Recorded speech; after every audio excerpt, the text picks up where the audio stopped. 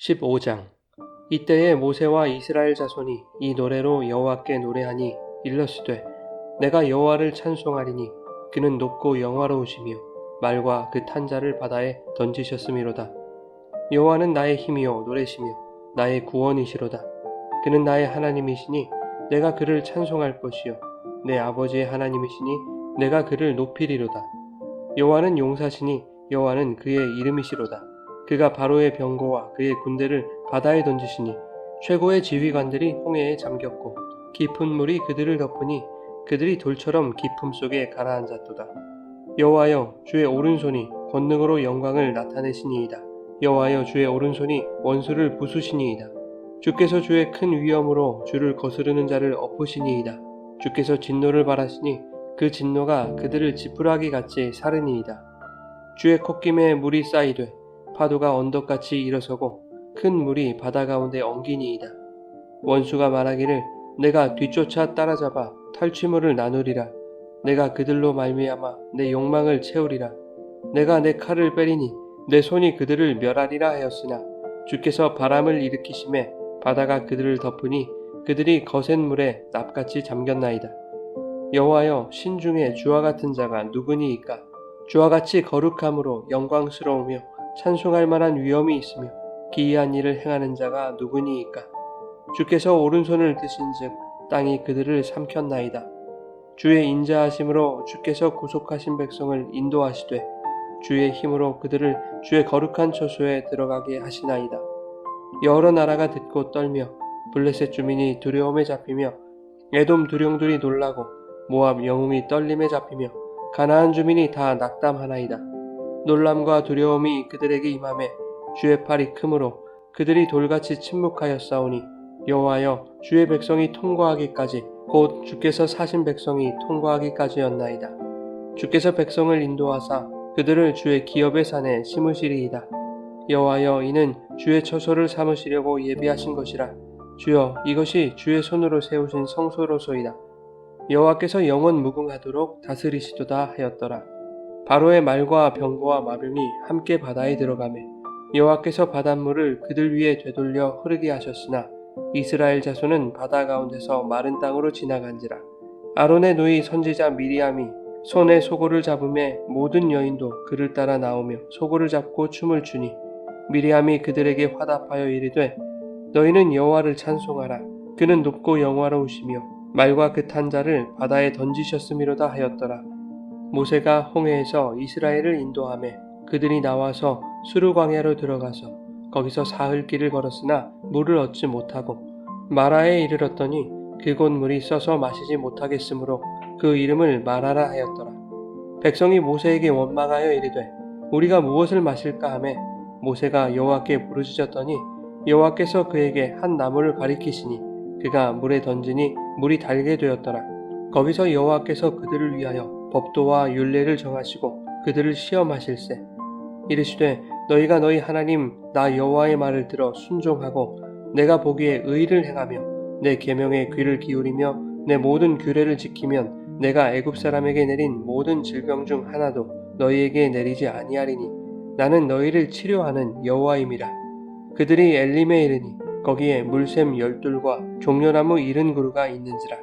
거기서 그들이 그 물 곁에 장막을 치니라.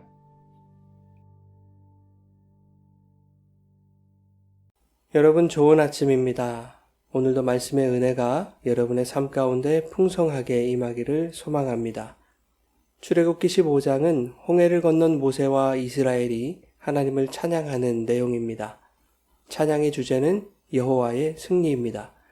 끝까지 여호와를 경외하지 않고 약한 자를 압제하는 세상의 교만함과 포악함을 심판하시고 세상의 포악함으로 인해 상처 입은 자들을 회복시키신 그 하나님의 구원을 찬양하고 있는 것입니다. 9절은 애굽의 교만함과 포악함을 자세히 표현하고 있습니다. 뒤쫓아 따라잡아 탈취물을 나누리라. 내가 그들로 말미암아 내 욕망을 채우리라.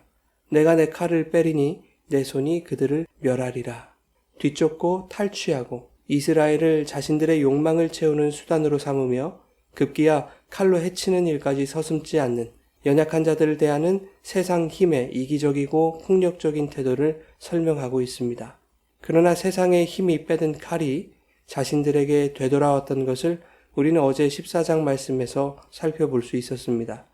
14장 21절에 물이 갈라져 바다가 마른 땅이 된지라 라고 말씀하는데, 여기서 사용된 마른 땅이라고 하는 단어는 16절과 22절 그리고 29절에서 쓰였던 마른 땅 혹은 육지라는 단어와 다른 단어를 사용했죠. 하라바라고 하는 메마른 땅, 황무지를 의미하는 단어를 사용했습니다. 이것은 의도적으로 칼을 의미하는 헤레브와 비슷한 단어를 사용함으로써 이스라엘이 홍해를 안전하게 건널 수 있게 해줬던 그 마른 땅이 애굽에게는 칼이 되어 그들에게 돌아왔음을 말씀하는 것이었죠. 칼은 칼로 망한다라는 것을 보여주신 것입니다. 여기서 우리는 칼을 가진 자는 다 칼로 망한다라고 말씀하셨던 주님의 가르침을 떠올려 볼 수 있는 것이죠. 그런가 하면 그 칼을 빼든 애굽의 부끄러운 실체가 7절에서 폭로됩니다. 하늘 높은 줄 모르고 위세를 부리던 그 애굽이 여호와의 큰 위엄 앞에서 그 대가를 치르게 되는 것이죠. 주께서 진노를 발하셔서 그 진노가 그들을 지푸라기같이 살랐다라고 말씀하고 있습니다.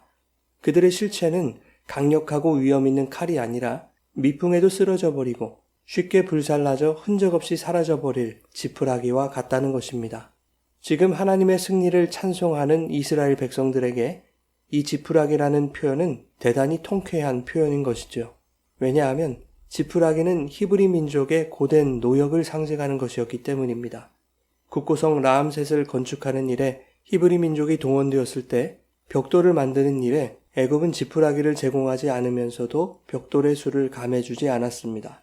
즉 지푸라기는 애굽의 불의한 힘과 횡포 그리고 이스라엘의 고된 노동을 상징하는 것이죠. 그런데 그 지푸라기가 주님의 진노에 힘없이 타버린 것입니다. 이 얼마나 통쾌한 일입니까? 이로써 지푸라기에 의한 이스라엘의 깊은 상처가 지푸라기가 불살라짐으로써 치유되었다는 것을 의미하는 것이지요. 한편 14절에는 하나님이 이스라엘을 애굽에서 불러내실 때 블레셋 사람의 길로 인도하지 않으신 또 다른 이유가 기록되어 있습니다. 14절은 이렇게 기록하고 있습니다. 여러 나라가 듣고 떨며 블레셋 주민이 두려움에 잡히며. 블레셋은 전쟁에 익숙하고 능한 족속이었습니다. 그러나 대제국이었던 애굽의 모든 군대가 홍해에 수장되고 그 홍해에서 이스라엘 백성은 살아 올라오는 이 기적 같은 사건은 블레셋과 이방 나라들에게 두려움을 주기에 충분했을 것입니다. 이렇게 홍해에서 구원받은 감격을 이스라엘은 찬송으로 노래했습니다. 홍해가 갈라지고 그 바다를 마른 땅으로 건너며 대적들은 그 바다에 수장되는 이 놀라운 일을 경험한 이스라엘 백성은 앞으로 펼쳐질 여정에 대한 기대로 충만했을 것입니다. 그러나 좋은 일들만 있을 것이라고 기대했던 이스라엘에게 펼쳐진 현실은 광야였습니다. 광야의 현실은 시작부터 쉽지 않았습니다. 수르 광야로 들어가서 사흘 길을 걸었지만 마실 물을 찾을 수 없었습니다. 겨우 마라에 이르러서 물을 찾았지만 너무 써서 마시지 못하는 물이었습니다. 그러자 이스라엘에게서 원망이 터져 나옵니다. 이것을 두고 우리는 쉽게 말합니다.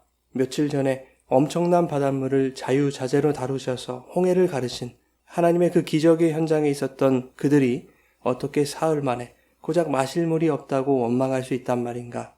애굽의 모든 병거를 물리치시고 이스라엘을 구원하신 그 하나님의 능하신 손을 경험한 이스라엘 백성이 어떻게 하나님을 불신하고 있는가.